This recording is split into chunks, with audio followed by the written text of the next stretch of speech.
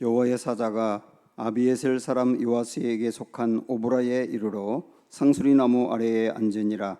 마침 요아스의 아들 기드온이 미디안 사람에게 알리지 아니하려 하여 밀을 포도주 틀에서 타작하더니 여호와의 사자가 기드온에게 나타나 이르되 큰 용사여 여호와께서 너와 함께 계시도다 하매 기드온이 그에게 대답하여 하되 오 나의 주여 여호와께서 우리와 함께 계시면 어찌하여 이 모든 일이 우리에게 일어났나이까?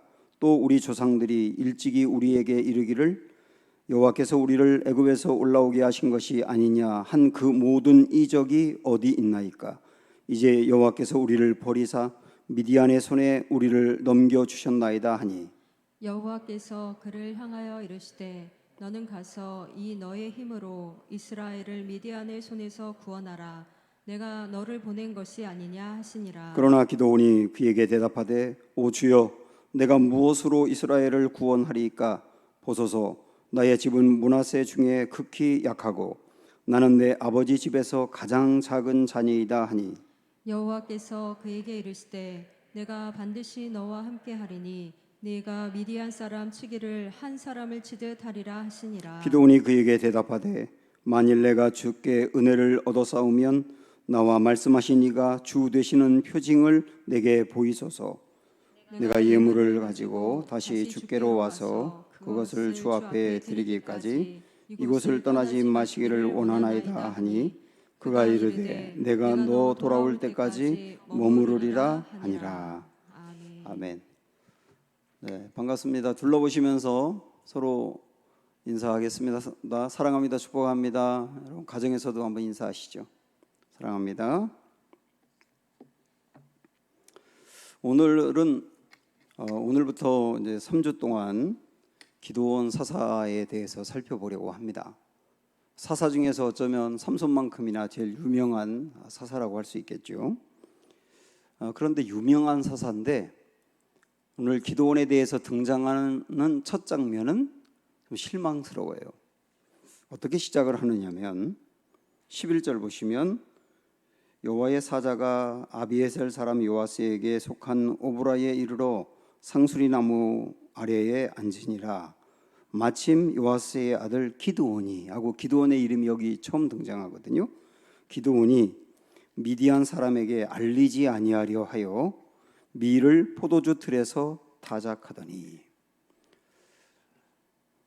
타작하는데 미디안 사람들에게 타작하는 것을 들키지 않으려고 몰래 하고 있었다는 거예요.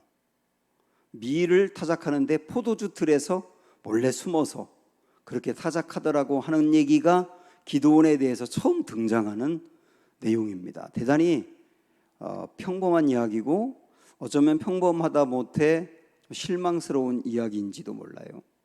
보통 우인들의 이야기는 어릴 적부터 남다른 모습을 보이기 때문에 그 사람들이 어릴 적부터 애초부터 잘될 싹수가 보였다 뭐 그렇게 출발하지 않습니까? 그런데 기드온 이야기는 굉장히 평범하다고요. 실망스럽다고요.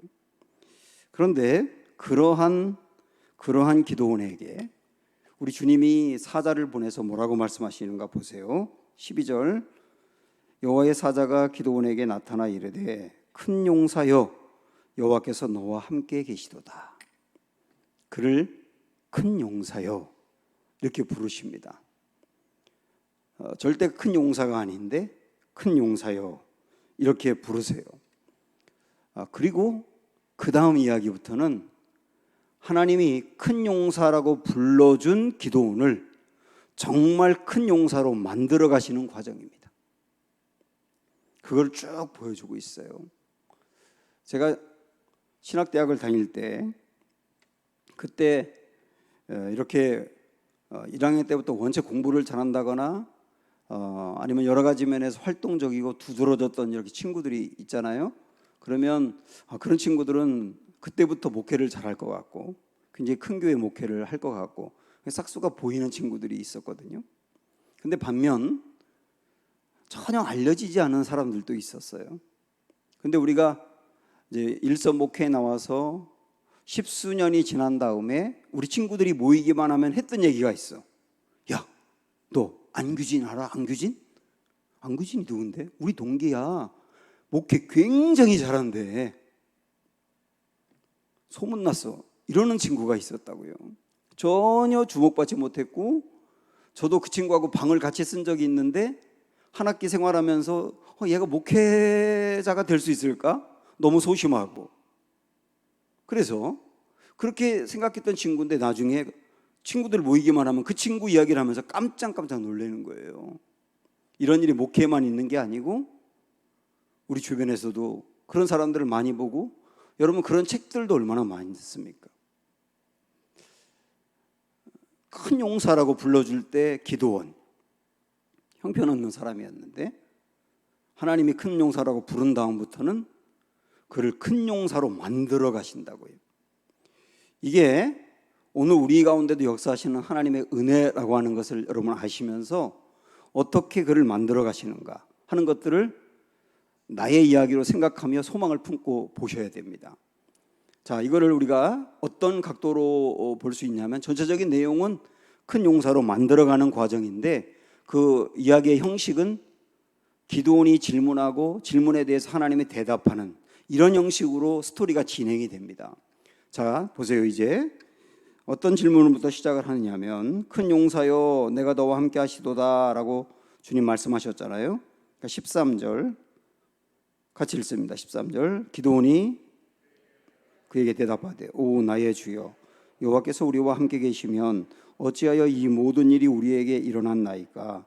또 우리 조상들이 일찍이 우리에게 이르기를 여호와께서 우리를 애굽에서 올라오게 하신 것이 아니냐 한 그 모든 이적이 어디 있나이까? 이제 여호와께서 우리를 버리사 미디안의 손에 우리를 넘겨주셨나이다. 지금 현재 이스라엘의 상태는 미디안이라는 사람들로부터 지배를 당합니다. 7년 동안. 그런데 미디안 사람들이 굉장히 악독했고요. 농사를 짓기만 하면 소출을 거두자마자 그냥 다 가져가 버리고, 그리고 사람들을 괴롭히니까 이스라엘 사람들이 도저히 살 수가 없어서 동굴을 파고 산속에 들어가 살았어요. 그래서 괴로움이 얼마나 심했는지 몰라요. 그런 상황이었기 때문에 기드온이 하나님의 기드온에게 너 큰 용사야, 내가 너와 함께해 이렇게 말하니까 반감이 생기는 거예요. 하나님 함께 하신다고요? 함께 한다면 지금 우리가 당하는 이 꼴이 뭡니까? 이게 하나님이 함께 하는 겁니까? 질문이 생기는 거예요. 우리들 중에서도 정말 사는 게 힘들고 아무리 기도해도 안 되고, 그리고 고난은 갈수록 더 깊어지고, 그러다 보니까 너무나 힘들고 어렵고, 그때 교회에서 목사가 설교하는데 하나님이 여러분과 함께 하십니다. 그러니까 마음속에서 아멘이 생기는 게 아니라 하나님 함께 한다면 나는 뭐야? 그런 반감이 생기거든요. 지금 기드온이 그런 질문을 하고 있는 거예요. 그러면서 그 다음 하는 질문이 뭐냐면, 하나님, 아니 우리 조상들로부터 내가 들었는데요, 우리 조상들이 애굽의 포로로 있을 때 하나님이 역사에서 그들을 출애굽시키고 가나안 땅을 주었다며요.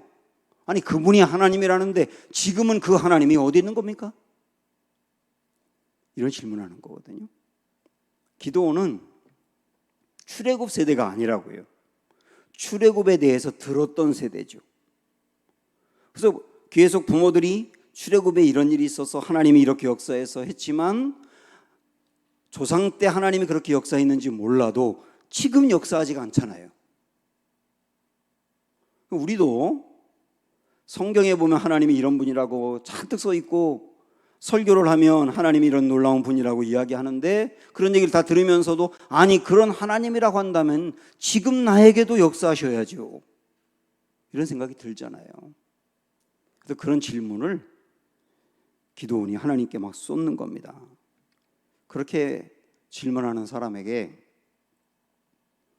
너희 조상들에게 하나님이 역사한 것은 그 조상들이 열심히 신앙생활을 했기 때문이야. 기도 열심히 해서 그래. 너도 열심히 기도해봐. 이러면 할 말이 없는 거예요. 율법적으로 그렇게 접근할 게 아니라고요. 너도 기도 많이 해봐. 그럼 하나님 역사해. 이렇게 접근할 게 아니라고요. 지금 하나님이 그래서 그렇게 질문하는 기드온에게 뭐라고 대답하시는지 보세요. 14절 시작. 여호와께서 그를 향하여 이르시되 너는 가서 이 너의 힘으로 이스라엘을 미디안의 손에서 구원하라. 내가 너를 보낸 것이 아니냐 하시니라. 여기서 너의 힘으로라고 하는 말은 오해하지 마세요. 너 내 안에 힘이 있잖아. 그 힘으로 해봐. 그 말이 아니고 내가 너와 함께 한다고 했지. 내가 너와 함께하면 내 힘을 너에게 부어주어서 내가 하는 것처럼 될 거야. 그런 얘기거든요. 내 힘을 내게 부어주어서 마치 내가 하는 것처럼 될 거야. 그 힘으로 해. 그런 얘기예요. 그래서 하나님이 이 기드온에게 이게 뭡니까 하나님? 하나님이 함께 한다고요? 조상들과 함께 했지만 지금 함께 하는 게 아니잖아요. 이렇게 질문하고 불평하는 기드온에게 하나님이 하신 말씀이 뭐냐면 네가 해. 너 이 나라의 꼴이 뭐냐고 이렇게 묻지 말고 네가 해. 네가 이 민족 구원해 봐. 이렇게 말씀하시는 거예요. 그러니까 여기까지가 한 세트 질문과 대답이었거든요. 그러니까 네가 해. 네가 하면 되잖아. 이렇게 말씀하신 하나님에게 두 번째 기드온이 질문이 들어갑니다. 15절 시작. 그러나 기드온이 그에게 대답하되 오 주여 내가 무엇으로 이스라엘을 구원하리까? 보소서 나의 집은 므낫세 중에 극히 약하고 나는 내 아버지 집에서 가장 작은 자니이다. 이것은 내 집은 약하고 내 집 중에서 나는 가장 작은 자입니다 라고 대답하는 것은 겸손한 게 아니에요. 핑계를 대는 거예요. 하나님이 네가 해. 그러니까 하고 싶지 않아요. 하고 싶지 않으니까 안 되는 핑계를 대는 거라고요. 원래 사람이 그렇습니다. 하기 싫으면 하기 싫은 이유가 100만 가지가 보이는 거예요. 근데 해야 되겠다 그러면 해야 될 이유가 보이기 시작하는 거거든요. 기드온은 말입니다. 가장 우리 집이 약하다 그랬는데요. 그렇지 않아요. 여러분 뒤에 읽어보시면 나오지만 이 집에 종이 10명이 있었어요. 어디 10명이 종을 데리고 있는 집이 평범한 집입니까? 유력한 집이죠. 이 집은 유력한 집이었어요. 우리 집이 제일 약합니다. 그 말은 안 하겠다는 핑계를 대는 거라고요. 여러분 다시 한번 말씀드리지만 하나님이 여러분에게 말씀하시는 거 안 하겠다고 하는 마음을 먹으면 안 해야 될 이유가 정말 많이 보일 겁니다.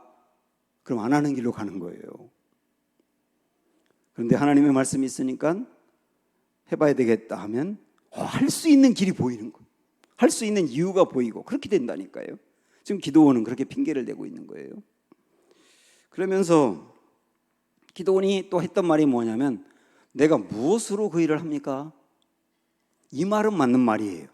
아무리 기드온의 집이 유력하고 종들이 10명 있다 하더라도 종 10명 데리고 가서 미디안과 싸울 수는 없지 않습니까? 미디안이 그렇게 강력한 사람들인데 그들과 맞서서 기드온이 싸울 수 있는 능력이 없어요. 그래서 무엇으로 내가 할 수 있겠습니까? 이렇게 말하는 겁니다. 자, 여기서 기드온이 나는 그들과 맞서 싸울 만한 능력이 없어요 라고 말하는 중요한 이유는 뭐냐면 기드온은 미디안 사람들의 숫자 그리고 그들의 규모에 질려버렸기 때문이에요. 우리가 읽지 않았지만 이 앞에 나오는데 미디안 사람들이 이스라엘을 괴롭히기 위해서 밀려오면 그 숫자가 얼마나 많다 그랬냐면 메뚜기 떼와 같다 그랬어요. 메뚜기 떼. 이 말은 뭐냐면 숫자가 엄청나고 규모가 크다는 것을 표현하는 겁니다. 여러분 아시죠? 이 미디안 사람들이 나중에 이스라엘과 전쟁하는데 그 숫자가 얼마였냐면 10만 명이 넘어요. 10만 명이 넘는다고요. 군인들의 숫자가. 제가 요즘 로마인 이야기 읽으면서 고대 로마가 세계를 지배할 때 계속 전쟁을 했지 않습니까? 계속 전쟁에서 지기도 했지만 거의 이겼잖아요. 그런데 아무리 큰 전쟁, 굉장히 강력한 나라와 로마가 싸우더라도 군인이 10만 명이 넘은 적이 거의 없어요. 5만 명, 6만 명 그 정도 갖고 싸웠지 10만 명이 넘은 적이 거의 없거든요. 그러니까 10만 명의 군인이라고 하는 것은 고대 시대 때 엄청났던 겁니다.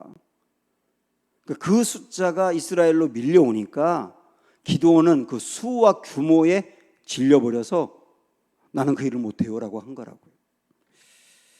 여러분, 이 말씀을 이렇게 묵상하면서 이렇게 생각을 해보니까 우리도 세상과 맞서 싸우기도 하고, 우리가 어떤 중요한 과제를 이루려고 하기도 하고, 또 어떤 사람들과 부딪히기도 하고, 그럴 때 우리를 자꾸 주눅들게 하는 게 뭐냐면 수와 규모거든요.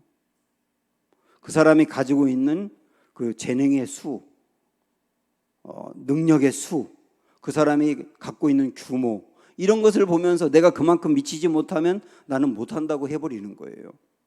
그래서 성도들도 세상 사람들이 가지고 있는 수만큼 나도 그만큼 수를 가져야 되고, 세상 사람들이 가지고 있는 규모가 이만큼 크면 나도 그 정도 규모에 이르기 위해서 그렇게 애쓰는 거예요. 그러니까 우리가 세상과 싸우면서도 세상이 자랑하는 수와 규모를 내가 그만큼 가져야 이긴다고 생각하고 그걸 가지려고 싸운다고요. 우리 구도가 수와 수로 싸우는 거예요. 이 구도가 잘못된 것이죠.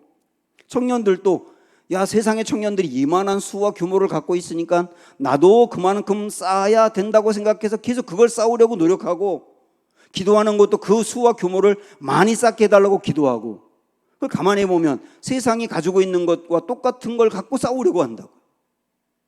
이게 지금 기도원이거든요. 그래서 안 된다고 하는 거예요. 여러분, 세상의 지혜, 세상의 방법, 세상의 능력, 세상의 인맥, 세상의 꾀, 이런 거 우리가 따라갈 수가 없어요. 수와 규모로 되는 게 아니라는 거예요. 그래서 수와 규모 때문에 질려있고 못한다고 하는 기도원에게 우리 주님이 뭐라고 대답하시는지 보세요. 16절 시작. 여호와께서 그에게 이르시되 내가 반드시 너와 함께하리니 네가 미디안 사람 치기를, 그 다음 뭐라고 그랬습니까? 한 사람 치듯 하리라. 너 그들의 숫자에 질렸지. 그 숫자가 어마어마하지만 내가 너를 통해서 역사할 거야. 내가 그 사람들 치는 것을 마치 한 사람 치듯 하리라. 여기서 주님은 뭘 하시는 겁니까? 수와 규모의 프레임에 갇혀있는 기도원을 깨는 거예요. 숫자가 이만큼 있어야 돼, 규모가 이만큼은 되어야 돼 하고 거기 틀에 이렇게 갇혀있는 기도원을 하나님이 깨는 거라고요. 숫자와 규모로 싸우는 게 아니라는 걸 말씀하시는 거예요. 그래서 한 사람 치듯 하리라요. 그러면서 주님이 하신 말씀이 뭐냐면 내가 반드시 너와 함께하리라. 반드시 너와 함께하리라. 너 나를 아직 모르는구나. 너 하나님에 대해서 모르는구나. 하나님에 대해서 모르는 게 너의 큰 문제구나. 하나님은 세상 사람들의 수와 규모로 같이 싸우는 게 아니야. 하나님이 누구인지를 넌 알아야 돼. 그 하나님이 너와 함께 할 거야. 하나님이 너와 함께 하면 그 수많은 10만 명이 넘는 숫자도 한 사람을 치듯 하게 할 수 있어. 내가 너와 함께. 그거 붙들어. 그런 말씀 하시는 거거든요. 기도는 하나님, 제가 갖고 있는 능력으로 이 민족을 구원하지 못합니다. 그 말은 맞아요. 그런데 하나님이 그에게 내가 너를 통해 이 민족 구원할 거야. 그 말씀도 맞아요. 기도는 나 못해요. 그 말도 맞고, 하나님이 너 할 수 있어. 그 말도 맞아요. 근데 거기 사이에 전제가 있는 거예요. 내가 너와 함께 할 때. 내가 너와 함께 할 때. 너 못한다고 했지? 내가 너와 함께 하면 할 수 있어요. 여기서 우리 하나님은 기도원에게, 기도원아, 너는 능력이 있어. 내 안에 거인이 있어. 내 안에 무한한 잠재력이 있어. 그것을 깨워봐. 내 안에 자고 있는 것을 깨워봐. 그러면 그것으로 할 수 있어. 너 긍정적인 사고를 가져. 이렇게 말씀하지 않아요. 너 할 수 없다는 건 네 말이 맞다는 거예요. 그런데 할 수 있어. 하나님이 너와 함께 할 때. 그것만 붙들면 돼. 라고 말씀하는 거거든요. 제가 자주 말씀드렸지만 모세가 출애굽기 33장에서 금송아지를 섬긴 이스라엘 백성들 때문에 하나님이 함께 가지 않는다 그랬잖아요. 가나안 땅까지 가긴 하는데 내가 함께 하진 않을 거야. 그 말을 듣고 모세가 한 말이 뭡니까? 하나님, 함께 가지 않으려면 보내지 마세요. 우리가 가나안 땅에 가는 게 중요한 게 아니라 하나님이 함께 하는 게 중요한 거예요. 하나님이 함께 하지 않으면서 가나안 땅 가는 거 의미가 없어요. 이 말을 우리 개념으로 바꾸어 말한다면, 주님, 제가 잘 되고 제가 기도 응답 받는 것 그거 중요한데, 그러나 하나님이 함께 하지 않는 상태로 잘 되는 거 의미가 없어요. 차라리 조금 못 되면서 하나님과 함께 하는 게 나아요. 그런 얘기거든요. 그러니까 모세는 하나님이 우리와 함께 한다는 게 얼마나 중요한 일인지를 아는 사람이었던 거예요. 그래서 나중에 모세가 가나안 땅에 들어가지 못하고 느보산에서 마지막 생을 마감했지 않습니까? 성지순례 가면 보이지만 느보산 앞에 바로 그 바다 건너에 가나안 땅이 보이거든요. 그 가나안 땅을 보면서 거기서 죽었어요. 그런데도 모세가 나 가나안 땅에 꼭 들어가게 해주세요라고 하나님께 붙들고 애원하지 않았습니다. 너 가나안 땅 못 들어가. 그걸 쿨하게 받아들이는 거예요. 왜 그런지 아십니까? 내가 가나안 땅에 못 들어가도 내 영원까지 주님이 나와 함께 한다는 것을 그는 정말 알았기 때문에, 내 몸이 가나안 땅에 못 들어가도 하나님이 나와 함께 한다면 그것으로 충분히 됐다고 확신했기 때문에 그런 거예요. 여러분, 이 모세의 이야기를 통해서 우리가 알아야 될 게 뭐냐면, 하나님이 우리와 함께하는 게 정말 우리 믿음의 실제가 된다면 문제될 게 없다는 거예요. 오늘 이 금요기도의 시간에 너무 평범한 말씀, 하나님이 우리와 함께한다. 너무 많이 들어서 평범하고 너무 많이 성경에 쓰여 있어서 평범한 말씀이지만 그게 내게 진짜 실제인가는 다른 얘기잖아요. 지금 여러분 앞에 어떤 일이든 어떤 상황이든 어떤 미디안이 있든 상관없이 축복합니다. 하나님이 나와 함께한다는 그 말씀이 내게 믿음이 되기를 축원합니다. 이거 붙들면 되는 거예요. 그러면 정말 하나님이 함께 하는 것, 하나님이 함께 하는 것을 그에게 심어주기 위해서 하나님이 이제 이 기도원을 한 단계 한 단계 훈련시켜 갑니다. 그게 그 다음 쭉 나오는 이야기거든요. 18절 보면 17절 보면 세 번째 기도원이 이제 질문하는데요. 시작. 기도원이 그에게 대답하되 만일 내가 주께 은혜를 얻어 싸우면 나와 말씀하신 이가 주 되시는 표징을 내게 보이소서. 하나님 나와 정말 함께 한다고요? 반드시 함께 한다고요? 그러면 된다고요?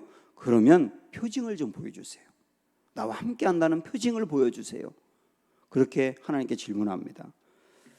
그러면서 18절에 내가 예물을 가지고 다시 주께로 와서 그것을 주 앞에 드리기까지 이곳을 떠나지 마시기를 원하나이다 하니 그가 이르되 내가 너 돌아올 때까지 머무르리라. 난 너 기다릴 테니까 갔다 와. 이렇게 이제 말씀하시는 장면으로 18절이 끝납니다. 자, 그 다음 나오는 긴 이야기는 압축해서 말씀을 드릴게요. 지금 이 스토리는 어떻게 전개되어 가고 있느냐 하면 하나님이 정말 함께 하심을 기드온에게 경험시켜 가는 거예요. 그런데 기드온은 하나님이 나와 함께 한다는 것을 명백히 믿지는 않아요. 아직 하나님이 나와 함께 한다는 것을 여러 번 거듭 말씀하시니까 자꾸 말씀을 들으니까 하나님이 함께 할 것 같기도 하고, 그런데 상황을 보면 아닐 것 같기도 하고, 믿음이 이제 생기기 시작하는데 굉장히 미약한 상태라고요. 그 사람을 끌어올리시는 거예요, 하나님이. 그 첫 번째가 뭐냐면 아까 기도원이 그랬지 않습니까? 저 잠깐 여기 계시면 제사 드릴 음식을 가져올게요 그랬어요. 그런데 기도원이 정말 집에 가가지고 짐승을 잡아가지고 제사 드릴 음식을 가져옵니다. 그때 하나님이 그 가져온 음식을 바위 위에다 놓으라고 그러고 그 위에 국을 뿌리라 그래요.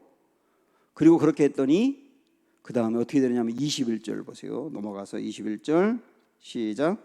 여호와의 사자가 손에 잡은 지팡이 끝을 내밀어 고기와 무교병에 대니 불이 바위에서 나와 고기와 무교병을 살랐고 여호와의 사자는 떠나서 보이지 아니한지라. 이게 이제 흐릿한 믿음을 갖고 있는 기드온에게 하나님의 함께하심을 보여주는 첫 번째 증거였거든요. 가져온 음식을 바위 위에 올려놨는데 거기에 불이 임하는 거예요. 불이 임했다는 것은 무슨 의미냐면 하나님이 이 자리에 함께한다예요. 하나님이 이 자리에 함께한다는 것을 눈에 보이게 한 게 불이 임한 겁니다. 그런 방법으로 하나님이 먼저 그에게 함께하심을 보여주어요. 그러니까 이걸 봤는데도 기드온은 정말 하나님이 나와 함께하는구나. 야, 불이 임해서 이 음식을 태워버리네. 하나님이 놀라운 분인데 그러면서 이제 저 믿어요. 하나님 뜻대로 갈게요. 이러질 않아요. 여전히 조금 믿음은 좋아졌지만 의심이 있는 거예요. 우리 신앙이 그렇지 않습니까? 우리의 믿음이라고 하는 게 뭔가 순종하고 결단하고 나아가는 게 한 번 은혜 받고 말씀 들었다고 막 뜨겁게 나아가는 게 아니라 반복 진짜 그럴까 하다 또 반복 이렇게 나가는 거거든요. 그렇게 나가면서 경험해 가는 거예요. 그래서 두 번째, 여전히 고민하고 의심하는 이제 기드온에게 하나님이 두 번째 주신 과제가 뭐냐면, 기드온아, 너희 집에 하나님이 아닌 바알을 섬기는 우상이 있구나. 그 우상을 깨버려. 이렇게 하나님이 과제를 주세요. 이게 기드온의 집에 있었다고요. 이 바알이라고 하는 신을 섬기는 우상단지가 거기 있었다고요. 기드온이 이것을 깹니다. 깨버려요. 그런데 언제 깨는지 보세요. 25절. 언제 깼다고 나와요? 그날 밤에. 하나님이 재물을 불로 태워서 하나님의 살아계신 역사를 보여준 그날 밤에 즉각적으로 순종해 보는 거예요. 그런데 낮이 아니라 언제라고요? 밤이라고요. 왜 밤에 했을까요? 두려우니까. 그래서 27절 보면 그렇다고 나오잖아요. 27절. 이에 기드온이 종 10사람을 데리고 여호와께서 그에게 말씀하신 대로 행하되 그의 아버지의 가문과 그 성읍 사람들을 두려워함으로 이 일을 감히 낮에 행하지 못하고 언제 행했다고요? 밤에 행했다고요. 밤에 한 이유가 뭐라고요? 두려움 때문이라고요. 이때 당시에 이스라엘 사람들도 하나님을 믿지만 미디안 사람들이 믿는 바알을 같이 믿었어요. 그리고 이 집에 바알의 형상을 갖다 놨다고요. 그런데 그거를 깨버리면 바알이 진짜 살아있는 신이면 우리 집이 멸망받을 텐데, 이런 두려움이 있는 거예요. 그리고 사람들이 바알 신 깬 걸 두고 나에게 가만히 있지 않을 텐데 라고 하는 두려움이 있는 거예요. 두려움이 있다고요, 여러분. 그런데 두려움이 있어서 안 한 게 아니고 두려움이 있지만 했다는 거예요. 이런 게 되게 중요합니다. 아직까지 나는 하나님이 원하시는 그 일을 하기에는 걱정이 있어요. 혹시 이렇게 했는데 안 되면 어떡하지? 잘못되면 어떡하지? 비난받으면 어떡하지? 내가 지금 가지고 있는 이 자리나 이것마저 잃으면 어떡하지? 라고 하는 두려움이 있어요. 그 말은 뭐냐면 하나님을 완전히 100% 믿는 게 아니라는 거예요. 그런데 했다는 거예요. 여러분, 순종하는 것이라든지 하나님의 뜻대로 나아가는 게 100% 믿음이 다 있어서 가는 거 아닙니다. 두렵지만 반복하는 거예요. 반복하는 거라고요. 두려워도 반복하는 거예요. 근데 어떤 일이 생기느냐? 그 우상을 깨버렸는데 아침에 그것을 사람들이 보고 난리 났거든요. 저걸 누가 깼냐고 큰일 났다고 그랬는데 아무 일도 일어나지 않은 거예요. 그거를 기드온이 보면서 한 단계 더 성장하는 거예요. 아시겠죠?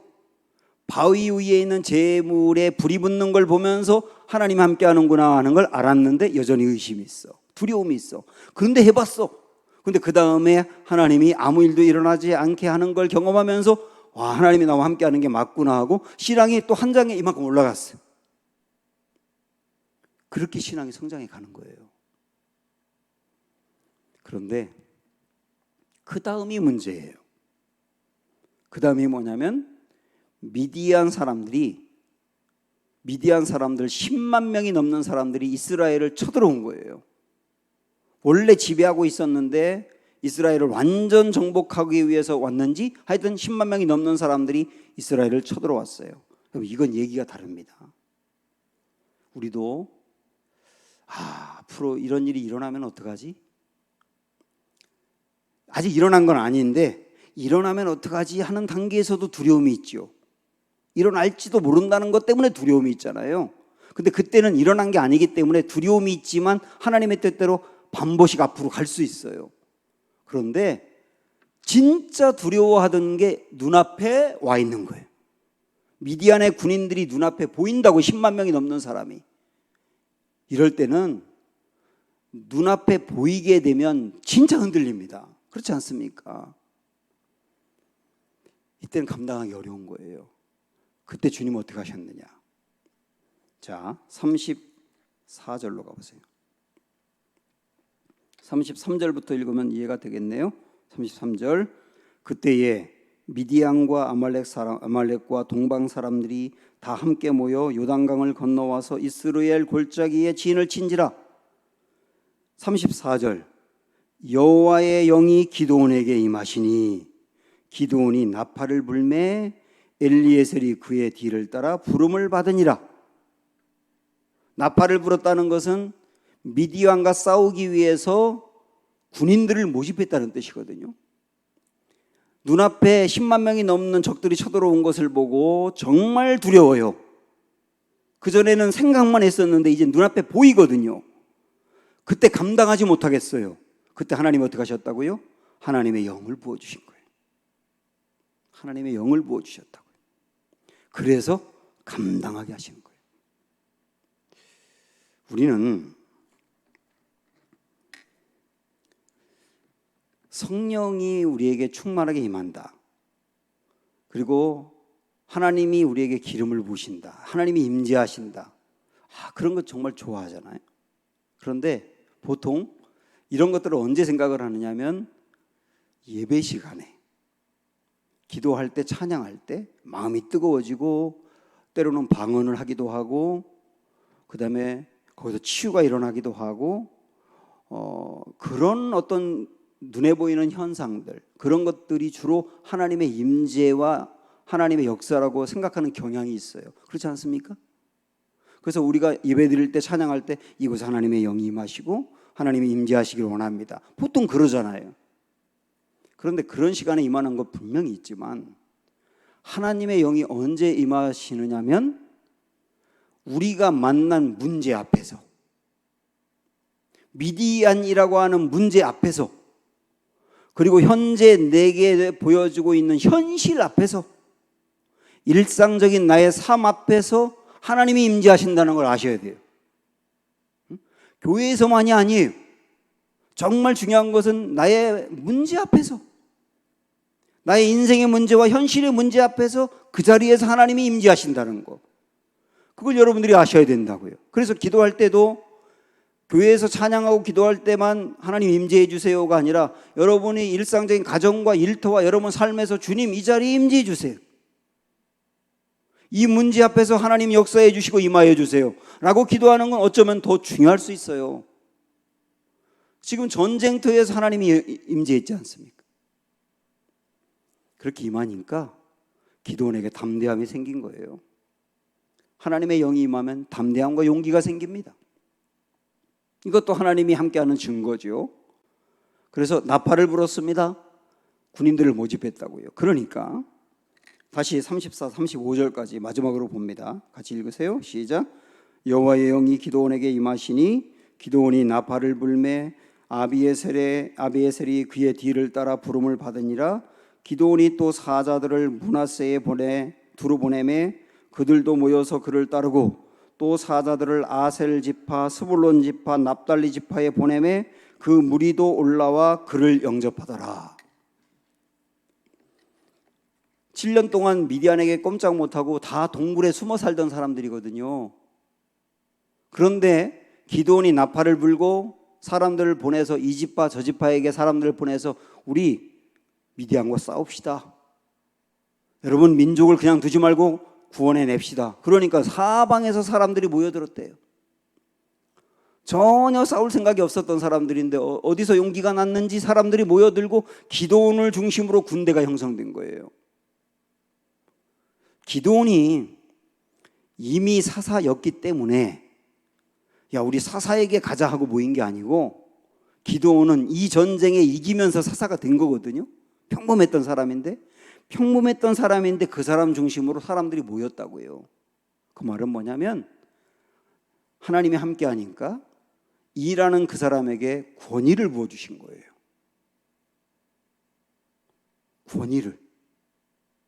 권위를 부어주시니까 사람들이 그의 말을 따르고요. 그리고 일사불란하게 움직이는 거예요. 다음에 보겠지만 기드온이 우리 한번 싸우러 가자 그러니까 다 가고, 야 숫자가 너무 많단다 집으로 돌아가라 그러니까 돌아가고. 기드온이 누구보다도 강력한 리더십을 발휘하거든요. 이게 하나님이 그와 함께하는 모습들입니다. 그러면서 기드온은 용사로 준비되어 가는 거예요. 용사로 강건하게 성장하는 거라고요. 사랑하는 여러분, 하나님은 우리에게도 어떤 문제 앞에서 어떤 우리를 억압하는 것들 앞에서 우리에게 큰 용사라고 말씀하세요.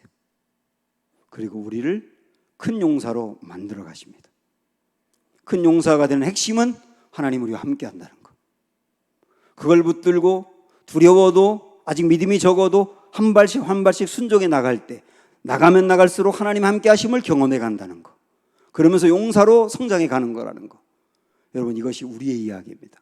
이 말씀 붙들고 우리도 그렇게 주님 따라 전진해 나가는 은혜가 있기를 주의 이름으로 축원합니다. 위대하신 주 함께 찬양하겠습니다.